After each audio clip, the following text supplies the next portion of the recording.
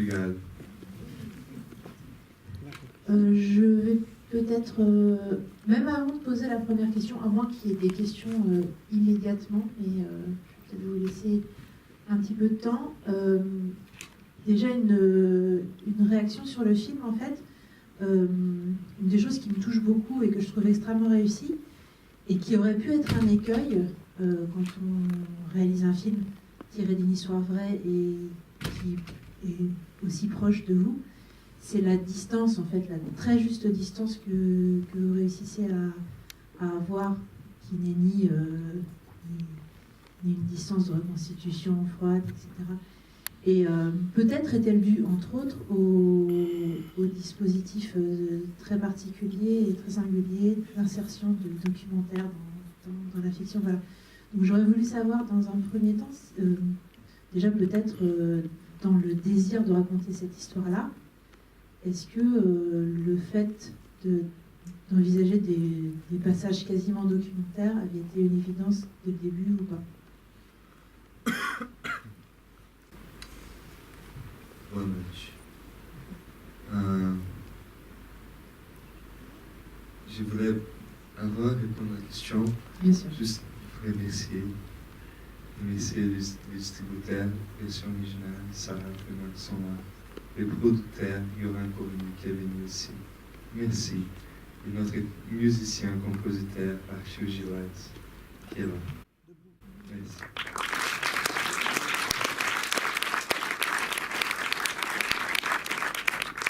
On a aussi une présence très spéciale dans la salle, c'est la sœur de Gabriel, Nina.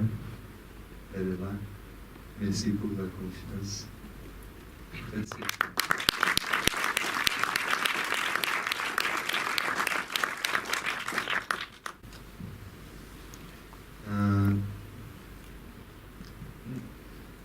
Oui et non, parce que l'idée de travailler avec les vrais personnages, ça c'est le côté documentaire dont je parle, je pense.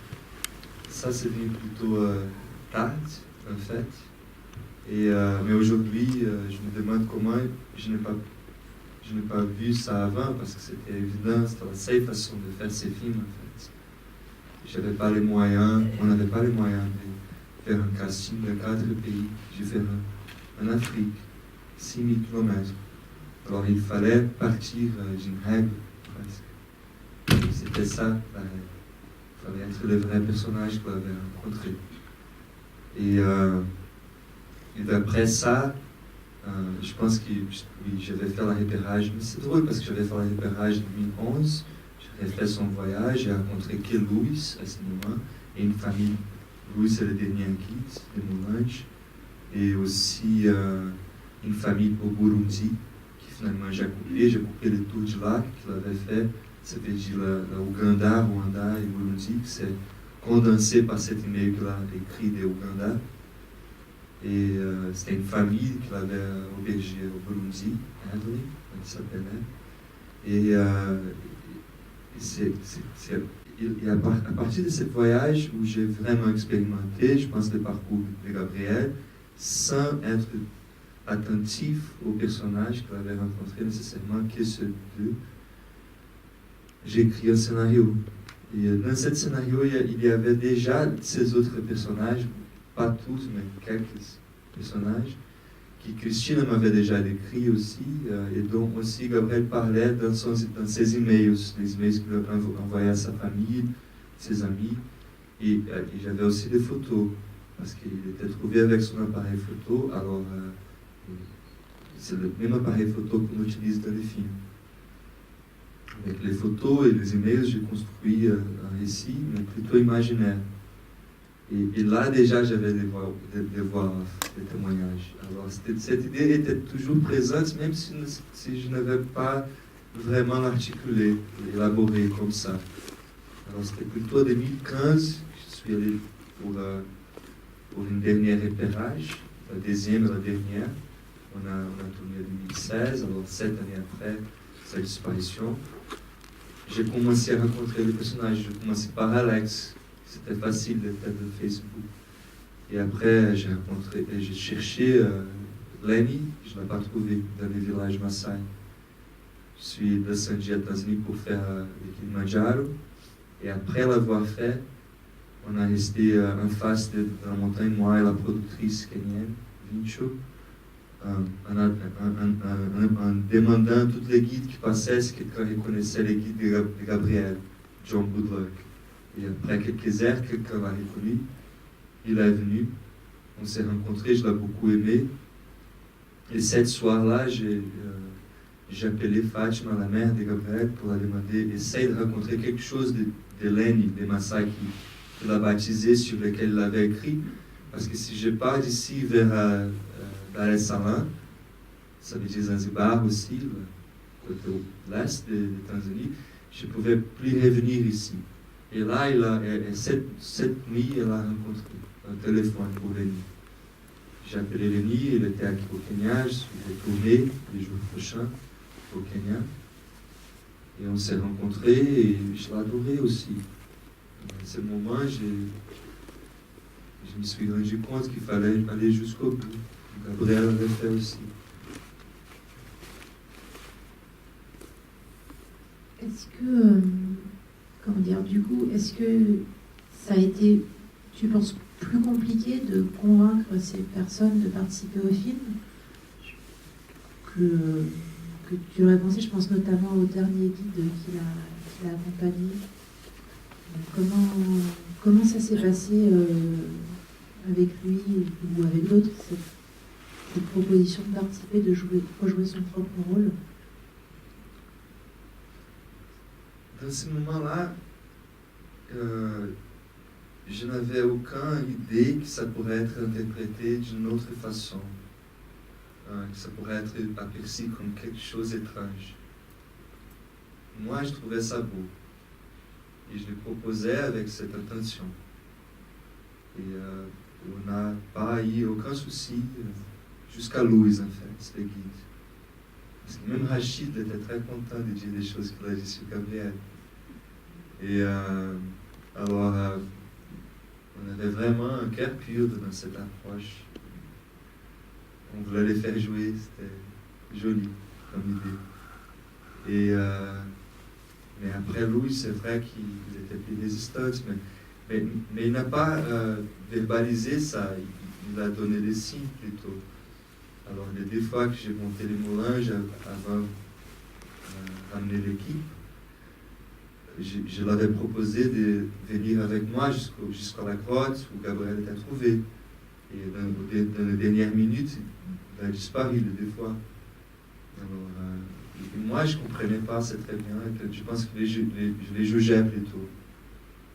Et après, en 2015, on a fait un essai. Après qu'il avait disparu, on s'est retrouvé à la base de la montagne. On a fait un essai. Et moi, j'ai joué Gabriel. Et il ne me laissait pas partir du tout. Alors, la scène ne finissait jamais. C'est comme il essaie vraiment de réécrire l'histoire. Et là, j'ai une énorme compassion pour lui pour la première fois. Parce que notre première rencontre était plutôt un peu difficile parce que je ne l'aimais pas. Et je pense que Gabriel ne l'aimait pas aussi, finalement. Et je le comprends parce que je l'ai senti aussi. Mais je pense que Gabriel lui a pardonné et lui aime aujourd'hui, je sens ça. Parce qu'il va très bien aujourd'hui, Louis, au contraire de beaucoup de ses autres personnages. Il a beaucoup de clients aujourd'hui. Dans la montagne, je ne comprends pas pourquoi, c'est mystique.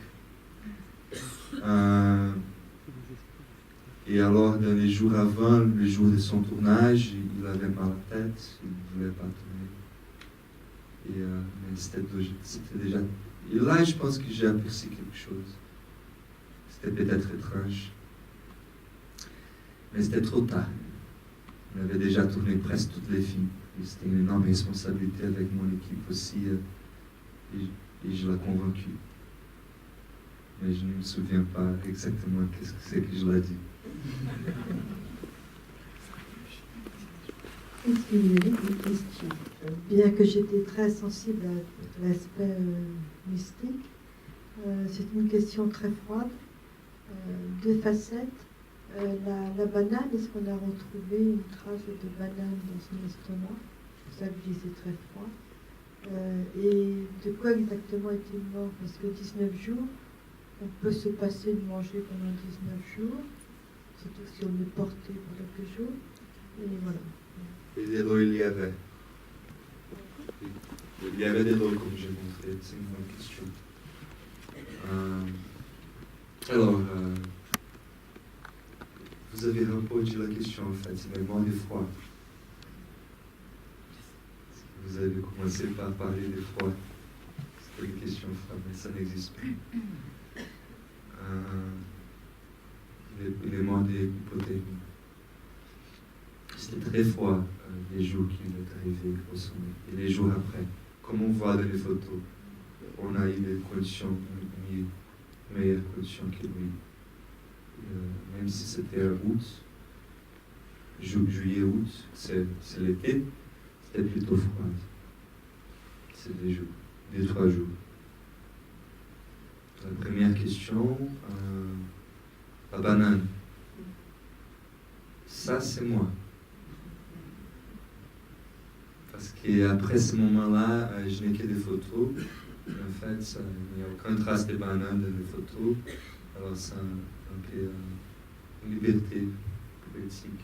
Je pense que j'étais assez fidèle à tout ce qu'ils m'ont raconté jusqu'à ce moment.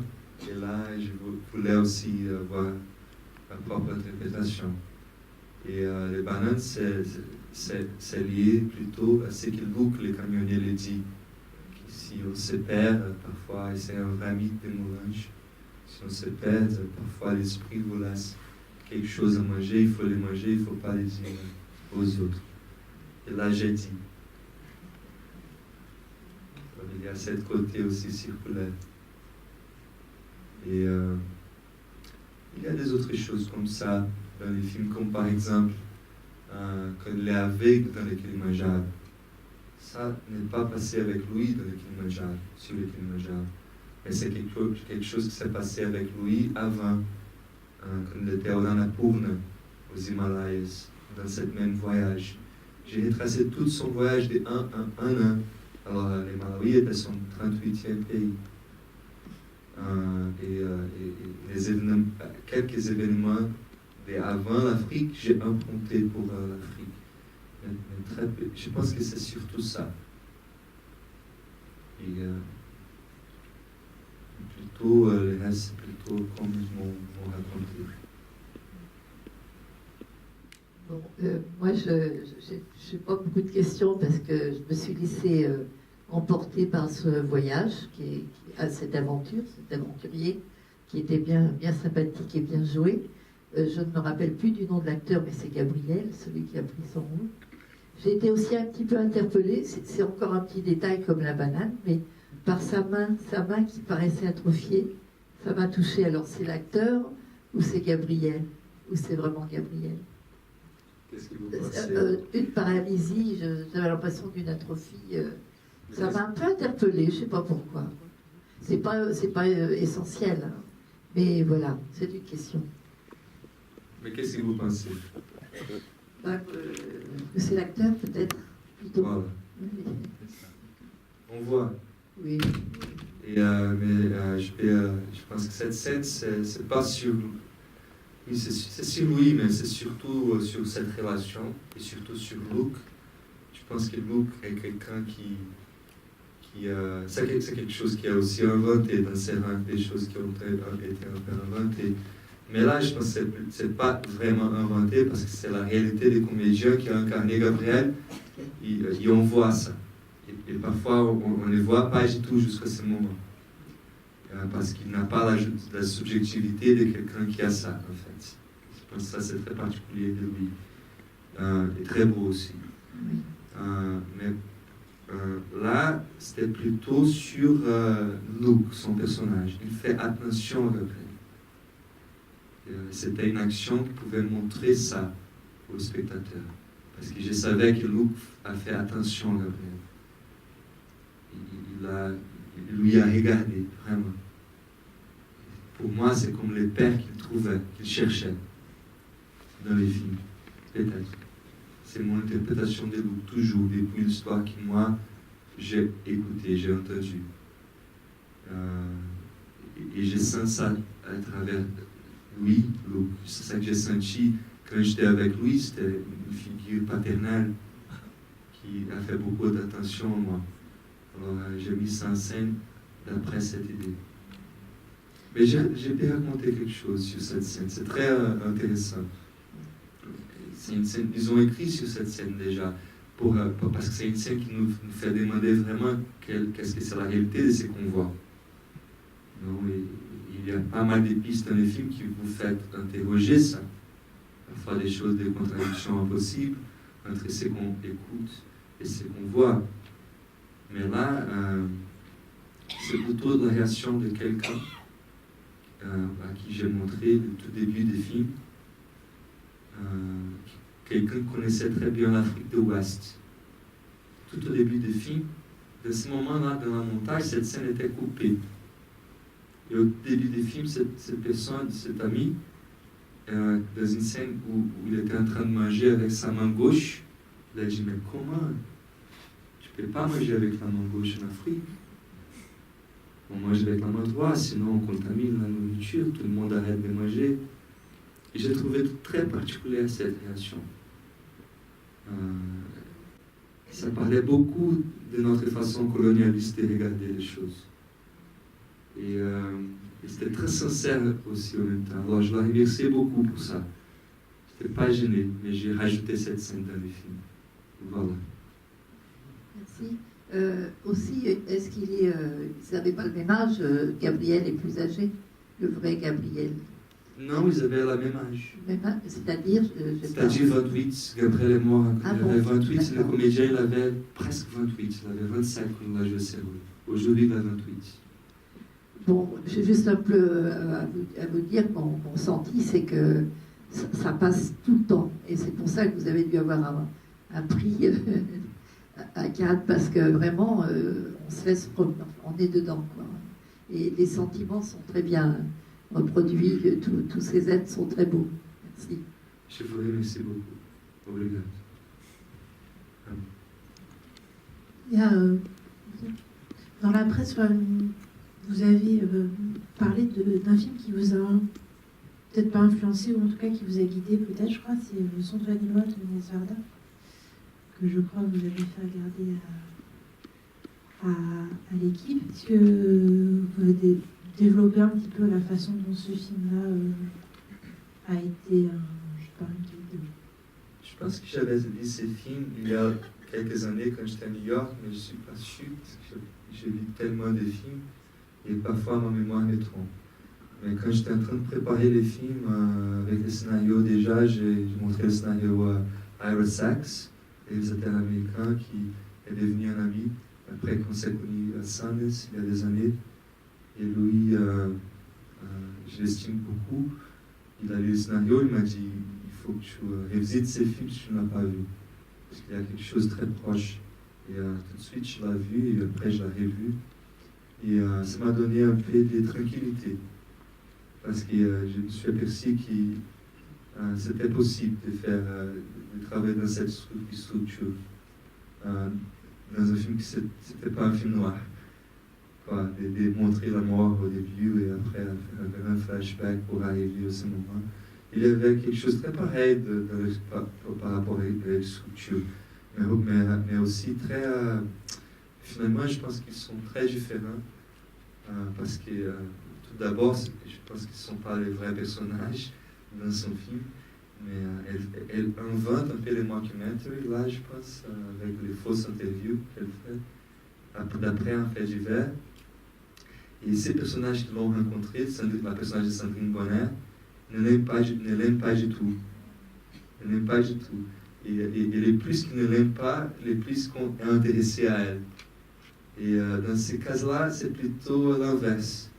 Alors, les plus que ces personnages qui ont croisé Gabriel l'aiment, les plus qu'on les questionne, qu'on questionne notre rapport avec lui.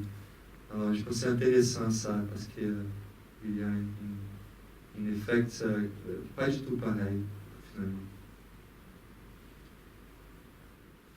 Bonsoir, merci pour ce très beau film. J'avais une question, parce qu'il me laisse plein de questions, en fait. Hein, je dois dire un peu... Voilà. Bon, et parmi les questions, il y a une représentation de l'Afrique qui est très positive. Donc ça, c'est une chose que je trouve vraiment belle. Voilà, parce que... Mais en même temps, il y a un côté... c'est tellement... Les personnages sont vraiment très, très bienveillants, toujours, vis-à-vis de lui.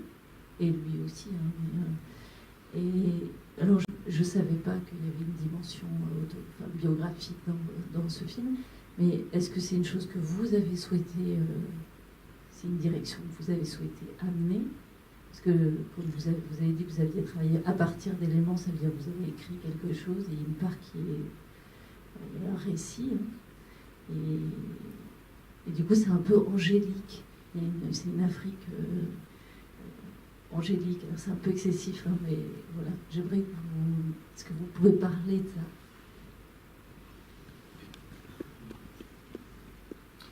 Je dirais que c'est pas je ne suis pas d'accord que c'est une Afrique angélique, parce que je pense qu'il y a pas mal d'intérêt vers lui aussi, toujours. Et je pense que la relation la plus claire, finalement, c'est avec Luke, donc je parlais, parce que c'est le premier qui lui dit tout de suite, est-ce que tu as de l'argent? Et comme ça, c'est la relation plus honnête qui s'établit. Et lui aussi, il reconnaît, je ne suis pas un Muzungu, est-ce que tu peux il reconnaît qu'il est un Muzungu, il dit, est-ce que tu peux donner un stop à ces Muzungu-là? Alors ça commence d'une façon très honnête.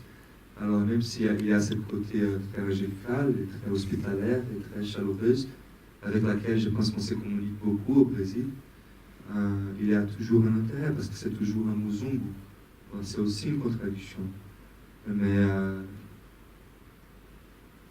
je pense que je peux vous parler dans un moment très important. C'était pendant cette disparition où il y avait quelques amis qui pensaient qu'il était... ils étaient sûrs qu'il était tué. Et là, j'étais étonné. Comment vous arrivez à cette conclusion si facilement? Je ne comprends pas comment on arrive à cette conclusion si facilement. Et alors... je pense que finalement, Gabriel était une opportunité aussi de faire cette cartographie humaine et positive. C'est une Afrique qui n'est pas intéressée à les tuer. Ce sont des gens normaux qui sont très contents de l'avoir normalement chez eux. Et ce sont des gens qui sont toujours prêts à partager le peu qu'ils ont, même s'ils attendent quelque chose. Alors, leur intérêt n'annule pas leur hospitalité et vice-versa. C'est une de beaucoup de contradictions dans ces personnages, dans les films aussi, je pense. Et peut-être c'est une vision un peu romantique, mais c'est la vision qu'on avait partagée. J'aimerais savoir votre relation avec Gabriel. Vous l'avez connu depuis tout petit. C'était quelqu'un de très proche, apparemment. Je l'ai connu quand j'avais 7 ans. Et on a étudié jusqu'à l'âge de 18, à l'école où j'ai donné mon dernier film, à Zéland. Et ma mère était notre prof de français. Et quand j'avais 19, je suis parti aux États-Unis pour faire des études de cinéma. Et on a commencé des études d'économie ensemble, avant que je suis parti. Et quand je suis rentré au Brésil en 2008, il avait juste commencé son voyage. On a perdu contact dans ces 8 dernières années. Merci beaucoup pour ce très beau film. Moi, je voulais réagir à la réaction de la spectatrice qui parlait du regard angélique sur l'Afrique. En fait, moi, ce que je trouve très beau dans le film, c'est qu'à la fois, je vois tout à fait la nécessité de l'ami de faire ce film de deuil, et c'est ce deuil qu'on partage avec le film que tu nous proposes. Et en même temps, je vois aussi le cinéaste qui pose un regard sur Gabriel, qui est parfois, en tout cas moi je l'ai perçu comme ça, qui ne nous épargne pas ses contradictions et aussi son ambivalence. Et je voulais savoir comment toi tu as géré cette double casquette, cette double place d'ami très proche qui fait une élégie à son ami disparu et en même temps qui raconte quelque chose de plus vaste sur le rapport nord-sud, sur le rapport sur cette question coloniale. Moi, j'ai vu toute cette richesse dans le personnage de Gabriel, et je trouve ça assez osé et en même temps très beau que tu aies été jusque-là. Obrigado.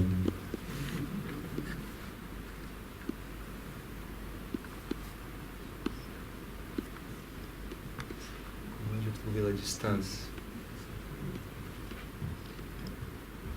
Je pense qu'il y a des choses. Je pense que c'est ça l'exercice d'amour, c'est la confrontation avec notre réalité, nos contradictions, et c'est par la caresse. Et lui, quand il est mort, la presse brésilienne l'a traité beaucoup comme un saint. Comment? Oui, comme un altruiste qui était en Afrique pour partager avec les autres. C'était une belle histoire. Un peu, oui, mais c'est le journalisme un peu aussi, parfois. Il n'y a pas assez de temps d'y aller. C'est l'endroit. Je ne les juge pas, c'est l'histoire plus évidente. Et c'est rapide pour chaque jour. Mais c'est pas le cinéma. Le cinéma, il faut aller plus loin, je pense. On a quelques heures, des heures. Et ça m'intéresse beaucoup, les contradictions. Et je pense que ça, c'est où on se voit vraiment. C'est où on ne veut pas nous voir aussi. Et c'est vrai qu'il y a des contradictions qui sont apparemment impossibles, mais non, elles sont possibles. Parce qu'elles sont très amplifiées, mais finalement, on les a toutes dans nous-mêmes. On voit quelqu'un qui peut être altruiste, mais égoïste, et être très humble, mais un peu arrogant parfois. Il peut voyager d'une façon extraordinaire, mais il peut être complètement attrapé dans le tourisme, de l'homme blanc qu'il est aussi. Il veut vivre, ça veut dire peut-être aller très proche de la mort. Alors, toutes ces contradictions font partie de nous. Et je sens que c'est un personnage beau parce qu'il répond à un monde sectariste qui n'accepte pas ces contradictions. Peut-être.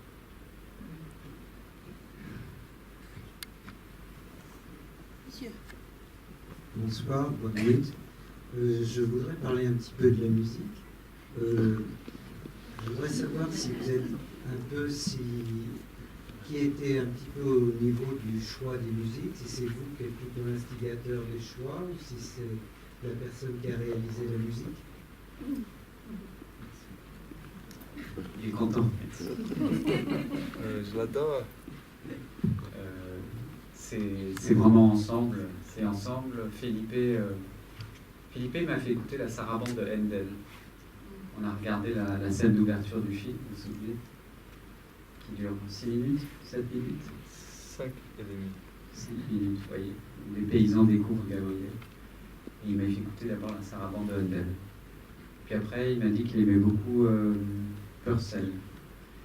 Et à partir de là, on est parti de là et on est allé par les voix bulgares, les chants bulgares, dans un CD que j'ai emprunté à la bibliothèque. Et puis on est arrivé à l'idée qu'il fallait que ce soit des voix. Parce qu'il fallait que ce soit peut-être la conscience de Gabriel. Et les voix bulgares, ça n'allait quand même pas, parce que, par rapport à ce film. Ensuite, on a essayé aussi la musique malienne d'un ami, mais ça n'allait pas non plus, parce que ça ressemblait à un documentaire, je sais pas, sur les girafes. Et donc il fallait quelque chose entre les deux, et j'ai eu l'idée, pour avoir travaillé avec des musiciens réunionnais, que c'était peut-être l'endroit qui était à la fois baroque et en même temps très africain. Donc j'ai appelé un chanteur réunionnais qui accompagne une chanteuse qui s'appelle Christine Salem, c'est son choriste. Et je l'ai présenté à Felipe, on a fait une session d'enregistrement de maquettes, dont beaucoup ont terminé dans le film, dans un appartement dans le 18e. Ces sessions-là qui sont en fait la BO. Et c'était quelques après-midi comme ça, avec juste une mélodie. Je lui ai proposé plein de choses, et Felipe a dit, je crois qu'il faut une mélodie, Arthur. Voilà, On a parlé aussi des chants grégoriens. c'est vrai. Parce que c'était quelque chose de très familier à moi et Gabriel dans l'école où on a étudié le Saint-Benoît. C'était attaché à un monastère bénédictine. Et tout le matin, il y avait des messes grégoriennes et on parlait beaucoup sur ça. Mais je n'avais pas. Je suis incapable de composer un chant grégorien. Et la mélodie, on l'a trouvée. Ça a été. En fait, on était là au studio de montage, qui est aussi dans un appartement. Et il y avait un piano, et puis j'ai commencé à pianoter, et Philippe a dit ah, c'est pas mal ça. Et sur le coup, j'ai fait semblant que j'avais composé cette mélodie, mais en réalité, j'étais en train juste de. Vous savez, comme quand on est au téléphone et on dessine, quoi. Voilà, et ça, c'est la mélodie du film. Qu'est-ce que tu as appris hier? Ah, hier, oui. Et hier, j'ai appris que cette mélodie est une chaconne, et c'est donc en musique baroque, ces 4 notes sont en fait le signe de la croix et de la résurrection dans la musique baroque.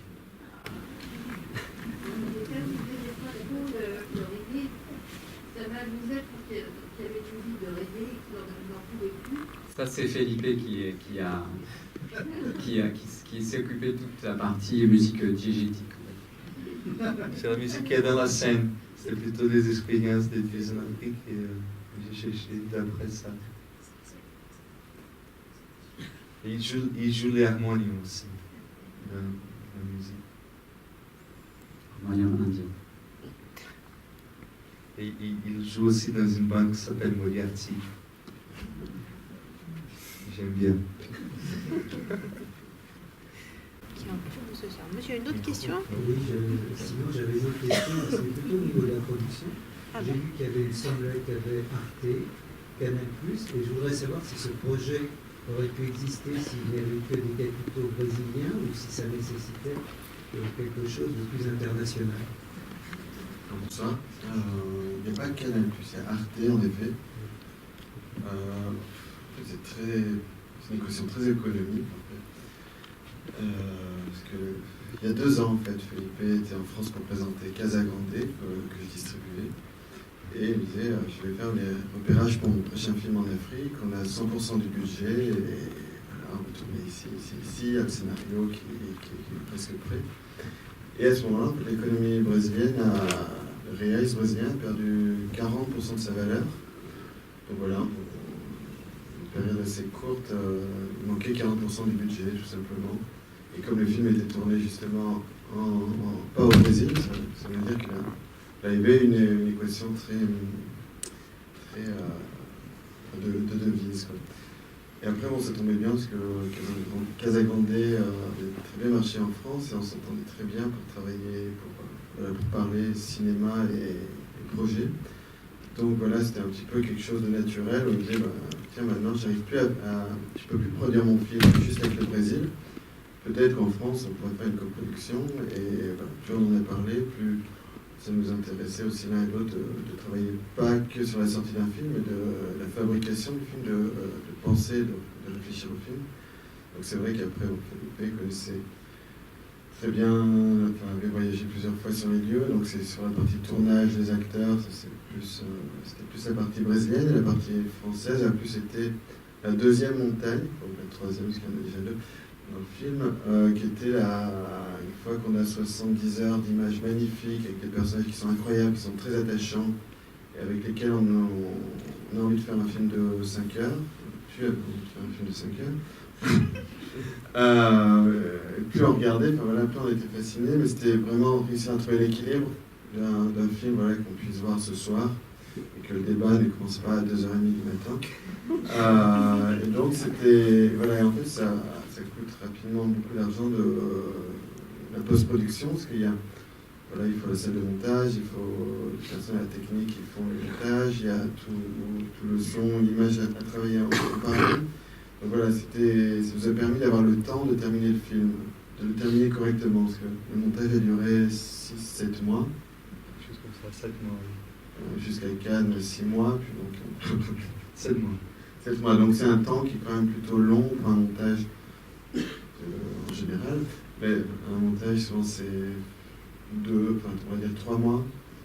Là, c'était plus long. Donc, c'est vrai que la contribution française nous a permis en fait, de prendre plus le temps de terminer le film comme il le fallait. Il y a aussi, il faut dire qu'on a eu des nouvelles de la participation française. Effectivement, le premier moment, c'était à travers Arte. On était en Tanzanie, jusqu'après les safaris. Et là, il fallait absolument que je coupe quelque chose. J'ai coupé un personnage du film. Quand on a eu la nouvelle, on n'avait plus besoin de couper. Et la deuxième fois, c'était le sensei qu'on était au Moulin déjà. Là, c'était trop tard pour couper quelque chose, mais on savait qu'on avait besoin quand même, parce qu'il va vite, là. Et alors, vive la France. Oui, pour répondre, il y a un effet Arte et le CNC avec l'aide au Cinéma du Monde qui est un soutien à la production de films partout dans le monde. Et, voilà, il y a 50 films qui se font chaque année grâce à ce fonds du CNC qui a la vocation à faire exister le cinéma du monde entier. Vive la France.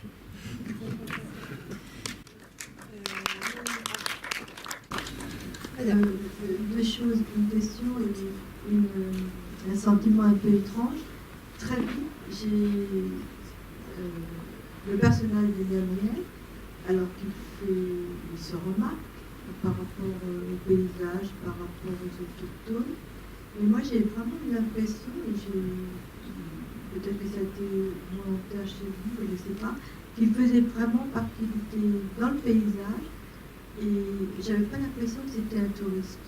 Mais vraiment, ça a été, à un moment donné, je me suis formulée. Je me suis dit, tiens, c'est bizarre. Et d'autre part, est-ce que entre les emails et les cahiers de Gabriel, qu'est-ce qu'ils sont devenus ou qu'est-ce qu'ils vont éventuellement devenir? De quoi? Je n'ai pas compris. Ces mails? Entre les emails et le cahier ou les cahiers de Gabriel, est-ce que quelqu'un va synthétiser les notes et les emails pour en faire peut-être un récit de voyage? Oui, il y a une journaliste au Brésil qui s'occupe de ça depuis longtemps. Elle est en train d'écrire un livre sur lui. Et j'espère qu'avec les films qui sont sortis au Brésil en novembre, en fait, ça va après ici. La première sortie, c'est en France. Alors, je pense qu'avec la sortie des films, elle va se dépêcher, les livres sortis au Brésil. On espère. Ça va être un livre beaucoup plus complet que les films qui racontent tout son voyage et beaucoup plus sa manière de penser aussi, plus détaillée, parce que ce sont ses paroles. Je ne pouvais pas mettre tout ça dans les films. Quand vous avez évoqué, quand Gabriel dit la bienveillance en parlant justement des autres, quand il affirme que quand on est bienveillant soi-même, je crois, il dit les autres sont automatiquement bienveillants. Ça, c'est une citation ou c'est vous qui l'avez ajouté? C'était un email qu'il avait écrit sincère, en fait. Mais il n'avait pas écrit cet email dans ce moment-là, c'était des années avant, en fait. Mais je trouvais très beau, j'ai adapté. C'est son anniversaire. Merci pour ce défi, ce délit de la vie, pour doute évidemment la fin tragique. Je voulais savoir, la question c'est l'acteur. Est-ce que c'était difficile de le trouver, c'est par une relation? Comment arriver à lui faire jouer ce rôle? Voilà. Merci. Alors, João Pedro Zappa, c'est un comédien. Son base est le théâtre. Je l'ai connu au théâtre. Il était toujours magnifique sur scène. Il a fait quelques films déjà, mais pas avec un rôle de protagoniste comme ça. Il était un entre 15 que j'ai vu. Et entre ces 15, il y avait 10 professionnels, y compris lui, et 5 voyageurs. Et normalement, c'est comme ça que je travaille. Je n'aime pas voir beaucoup de comédiens, j'aime voir plutôt peu et passer plus de temps avec eux, travailler. Et lui, il m'a remarqué parce qu'il était remarquable parce qu'il n'avait pas peur de se jeter, de se plonger, de surjouer. Il avait cet aspect clownish qui me souvenait de ce que Gabriel racontait. Il avait un regard très doux, très intelligent, très fort, qui me souvenait beaucoup de Gabriel. Gabriel me regardait beaucoup. Et le Gabriel que j'ai connu était beaucoup plus timide, beaucoup plus observateur, en fait, que celui-là. Alors, il avait les deux côtés, le Gabriel de mon souvenir et le Gabriel comme décrit par ces gens. Il aussi, j'étais attiré par son physique parce qu'il n'était pas quelqu'un qui évidemment va monter le Kilimanjaro, qui n'est pas quelqu'un vraiment très fort, mais quand même très fort dedans. Et j'aime beaucoup cet contraste entre une fragilité physique mais une force d'esprit, une force de vivre énorme.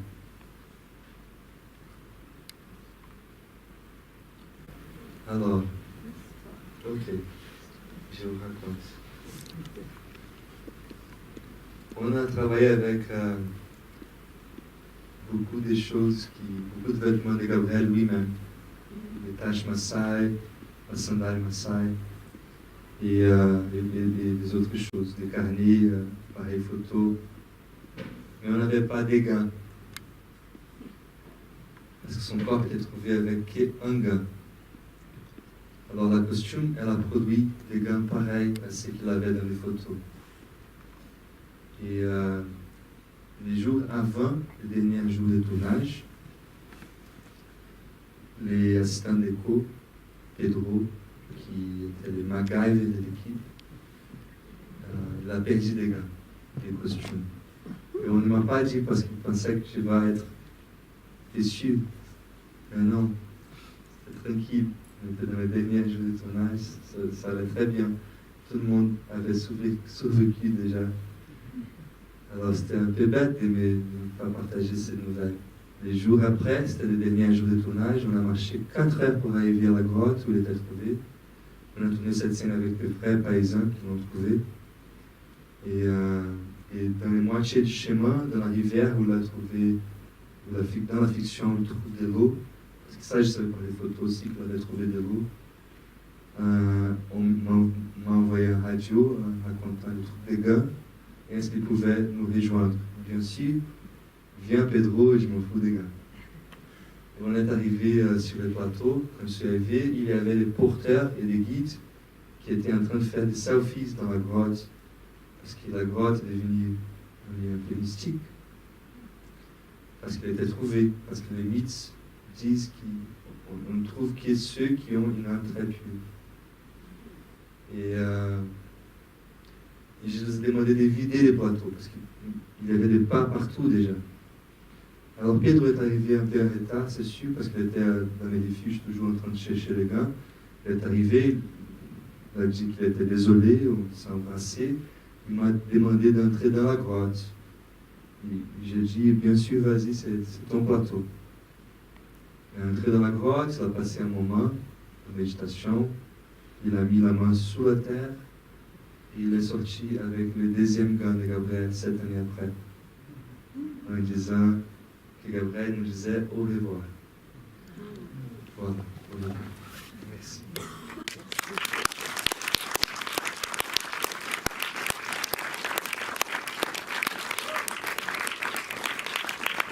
Merci beaucoup, Felipe, pour ta présence pour ton film.